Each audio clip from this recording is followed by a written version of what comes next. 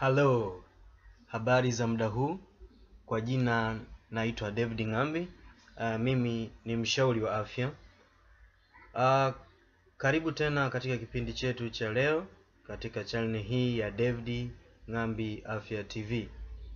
Bila kupoteza muda, leo tutakwenda kuzungumzia somo muhimu kabisa ambalo litakuwa na kichwa cha habari kinachosema fahamu jinsi ya kuhesabu siku za mzunguko wako wa hedhi kwa usahihi.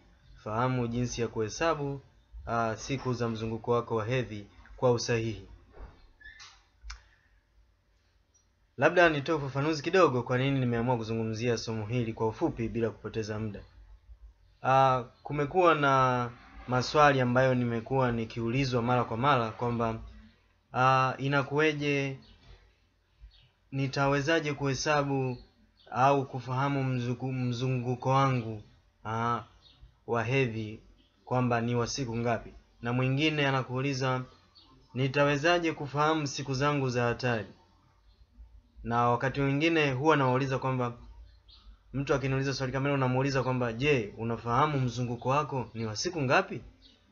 Huwezi kufahamu siku zako za hatari kama bado hujafahamu mzunguko wako wa mwezi katika kile kipindi cha hedhi ni wa siku ngapi. Ukishafahamu mzunguko wako wa hedhi ni siku ngapi, basi utaweza kufahamu na utaweza kuhesabu vizuri zile siku za hatari na zile siku ambazo si za hatari. Tunaposema siku za hatari ni zile siku ambazo kuna uwezekano mkubwa wa mwanamke au mwanadada kushika ujauzito. Hizo ndo siku za hatari. Na zile siku salama ni zile siku ambazo mtu anaweza akakutana na mwenzi wake bila kupata ujauzito. Kwa hiyo huwezi kufahamu siku za kushika ujauzito au siku za hatari kama haufahamu mzunguko wako ni wa siku ngapi. Na ndio maana nikaandaa hili somo, fahamu jinsi ya kuhesabu siku za mzunguko wako wa hedhi kwa usahihi. Kwa hiyo leo utakwenda kufahamu kwa usahihi kabisa ni namna gani utaweza kuhesabu mzunguko wako ule wa hedhi, na vile vile nitakuonyesha hapa kama sehemu ya marudio kukuonyesha ni namna gani unaweza ukazihesabu siku za hatari kwenye mzunguko wowote ule. Na nitakuonyesha baadhi ya mifano hapa, utaiona baadhi ya mifano nitakayo kuonyesha. Tutakwenda kuhesabu wote, niliandaa kwenye karatasi hapa ili nikuonyeshe namna ambavyo unaweza kuhesabu. Lengo ni nini? Lengo ni kuelimishana na kuweza kujua ni namna gani tunaweza tukakaa na kuwa na utambuzi kuhusu hii afya ya uzazi. Moja kwa moja, kabla ya kuanza, mwingine kuna mtu nilimuuliza swali kwamba wewe mzunguko wako wa mwezi wewe mzunguko wako ni wa siku ngapi? Akaniambia siku 3. Yaani mtu mzunguko wa mwezi anakuhesabia siku zile ambazo ni siku za bleed. Yeye sasa huwa anatoka bleed siku ya kwanza, ya pili na ya 3. Sasa huo sio mzunguko wa mwezi. Mzunguko wa mwezi ni namna ambavyo mwezi mwingine siku ya kwanza ya mwezi utakayotoka damu ya kwanza, na siku nyingine ya mwezi ambapo utatoka damu tena ya mwezi kwa mara nyingine. Utakapozihesabu hizi siku zilizo kati ya hapo, huo ndo mzunguko wa mwezi na sio siku zile za kubleed. Basi baada ya kutoa utangulizi huo, moja kwa moja tuende kwenye mifano halisi kwa ajili ya kuhesabu hizi siku za mzunguko wa mwezi. Nitaanza kwa mfano sasa. Mwanamke, umeona damu yako ya mwezi kwa mara ya kwanza, siku ya bleed. Kwa mara ya kwanza kabisa ukapata bleed tarehe 5 mwezi wa 12 mwaka 2017. Hiyo ndo siku yako ya kwanza ya wewe kubleed, tarehe 5 mwezi wa 12 mwaka 2017. Ukableed labda kwa siku 3 au 4. Wengine kwa damu ya mwezi inachukua siku 2 mpaka 7. Wengine siku ya kwanza, ya pili, ya 3, ya 4, wengine siku mpaka 5, wengine mpaka siku ya 7. Sasa kwa huu mfano niliyokupa ni kwamba tarehe 5 mwezi wa 12 ndo damu ya kwanza ya mwezi mtu anakuwa anaiona. Halafu ilipofika mwezi Januari, mtu akaiona damu yake ya kwanza kwa mwezi huo Januari tarehe 2. Sasa ili kuweza kujua mzunguko wa huyu mtu ni wa siku ngapi, na huo ndio tunaoita mzunguko wa mwezi, ni lazima mtu ahesabu kutoka tarehe 5 mwezi wa 12 mwaka 2017, tarehe 5 mwezi wa 12 mwaka 2017, siku ya kwanza alipoona damu ya mwezi, mpaka tarehe 1 Januari. Kwa hiyo atahesabu kuanzia tarehe 5 mwezi wa 12 2017 mpaka tarehe 1 mwezi wa kwanza mwaka 2018. Atahesabu idadi ya siku kati ya hizo tarehe. Kwa hiyo ukihesabu idadi ya siku kati ya hizo tarehe, kwamba kutoka tarehe 5 mwezi wa 12 mwaka 2017 mpaka tarehe 1 mwezi wa kwanza mwaka 2018, hapo ndipo atapata mzunguko wake wa mwezi. Kwa nini? Kwa sababu damu ya kwanza mwezi wa 12 aliona tarehe 5, na damu ya kwanza mwezi wa kwanza aliiona tarehe 2. Kwa hiyo hutahesabu tarehe 5 mpaka tarehe 5 mwezi wa 12 mpaka tarehe 2 mwezi wa kwanza, kwa sababu tarehe 2 mwezi wa kwanza ni unaanza damu ya mwezi kwa ule mwezi Januari. Kwa hiyo atakachofanya, atahesabu kutoka tarehe 5 mwezi wa 12 mpaka tarehe 1 mwezi wa kwanza, mwezi huo, tarehe 1 mwezi wa kwanza mwaka huo ambao unafuatia. Kwa hivyo basi utaona basi ukishapata hizo siku 28, namna sasa ya kujua siku za hatari ni kwamba unahesabu kutoka hiyo siku ya 28 kurudi nyuma mpaka ufike siku 10, mpaka ufikie siku ya 15. Kwa hiyo unaanza kuhesabu kuanzia ile siku ya 28 kurudi nyuma mpaka kufikia siku ya 15. Sasa ukishaifikia hiyo siku ya 15, hiyo siku kitaalamu inaitwa fruitful day, au wengine wanaita fertile day, au kwa lugha nyepesi tunaita siku ya mimba kutungwa. Kwa maana gani? Kwa maana ya kwamba yai linakuwa tayari limeshafika katika mji wa uzazi, kiasi ambacho ili yai likikutana na mbegu ya kiume ni lazima liweze kufanya urutubishaji wa kutunga ile mimba, na ndio maana inaitwa fruitful day au fertile day, ama siku ya kutunga mimba. Sasa ukishaifahamu hii siku ya 15 ambayo ni siku ya kutunga mimba, utakachofanya ili kuweza kujua siku za hatari kabisa, ikiwemo hiyo fruitful day au fertile day au siku ya hatari, imo ndani ya hizo siku za hatari. Sasa ili kuweza kujua siku za hatari ziko ngapi au ni siku gani na siku gani, chukua hiyo siku ya 15 jumlisha siku 3 mbele, halafu uchukue hiyo siku hiyo ya 15 uliyofika utoe siku 3 nyuma.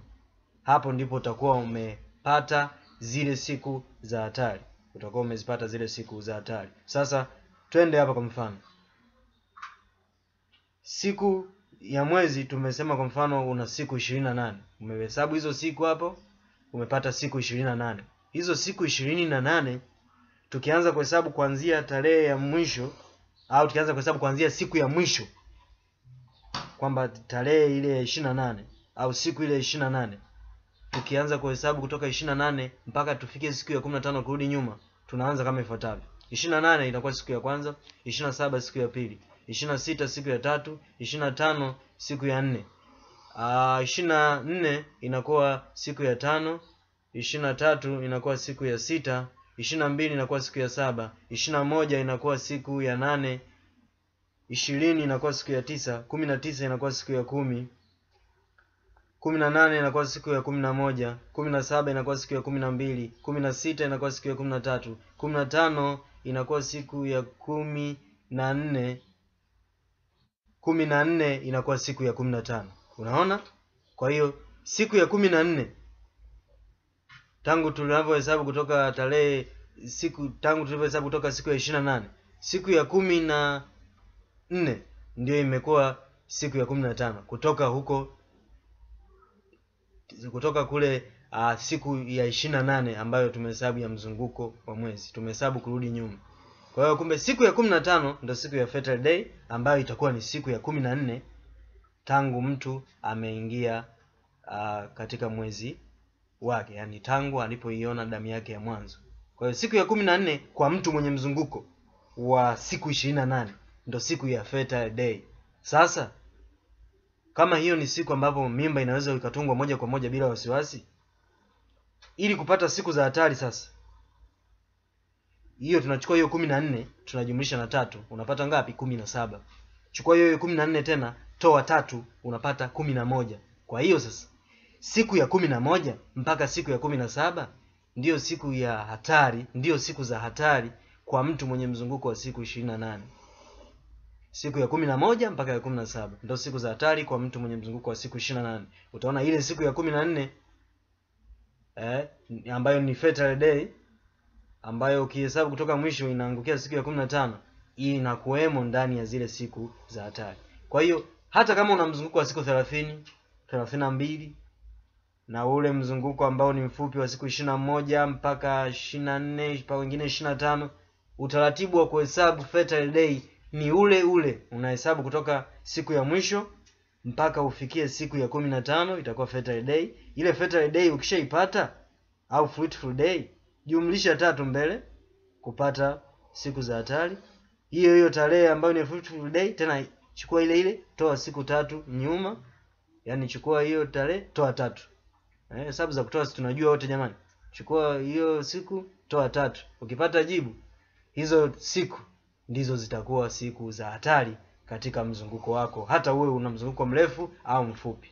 Kwa hiyo huo ni mfano ambao nimekupa wa jinsi ya kuhesabu hizo siku za hatari na jinsi ya kujua mzunguko wako wewe ni wa siku ngapi.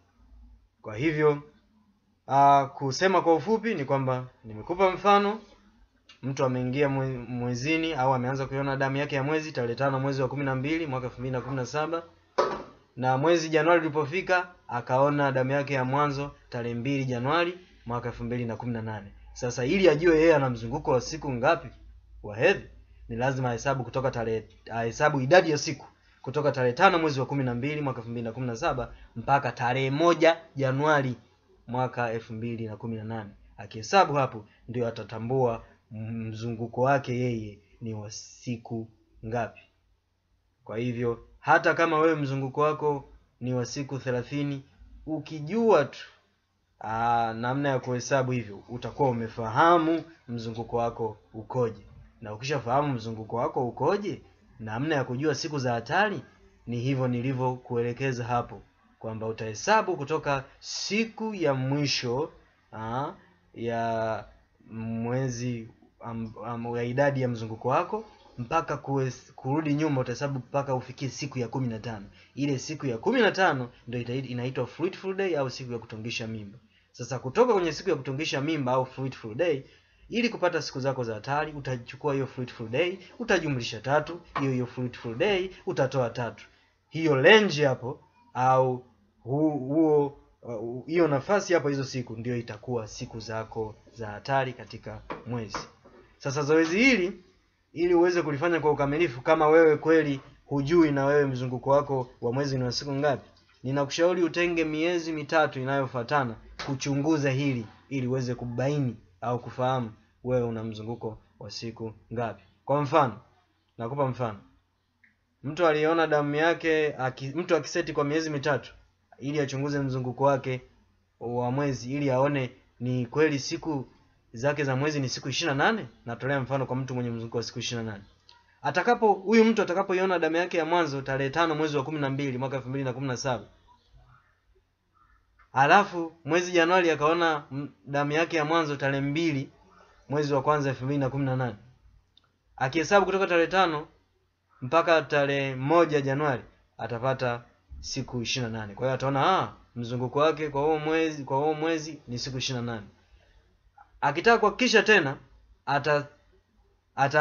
atapata mfano damu yake ya mwezi kutoka hiyo tarehe 2, atahesabu Januari mwaka 2018. Akaiona tena damu yake ya mwezi tarehe 30 tena hiyo Januari mwaka 2018. Atakapohesabu kutoka tarehe 2 Januari mpaka tarehe 29 Januari atapata siku 28. Kwa hiyo ataona kumbe mzunguko wangu umeenda hivyo hivyo. Sasa mwezi wa mwisho ataangalia damu yake ya mwanzo kwamba ilikuwa ni tarehe 30 Januari. Akija akiangalia kwamba akipata damu yake ya mwezi tarehe 28 Februari, akihesabu kutoka tarehe 30 Januari mpaka tarehe 27 Februari, atapata siku 28. Kwa hiyo atakuwa amejihakikishia mzunguko kwamba sasa kweli kumbe mimi mzunguko wangu ni wa siku 28. Kwa sababu nimehesabu kwa miezi mitatu, naona siku za mzunguko wangu ni zile zile. Kwa hiyo kumbe mzunguko wangu ni wa siku 28. Asante sana kwa kunisikiliza. Somo ndo hilo, jinsi ya kuhesabu siku za mzunguko wako wa hedhi kwa usahihi. Mpaka wakati mwingine tutakapoonana katika kipindi kingine tena, ninakusihi usisite kusubscribe, like na share katika mitandao mbalimbali ili tuweze kujifunza sote. Mpaka wakati mwingine tutakapoonana tena. Ciao.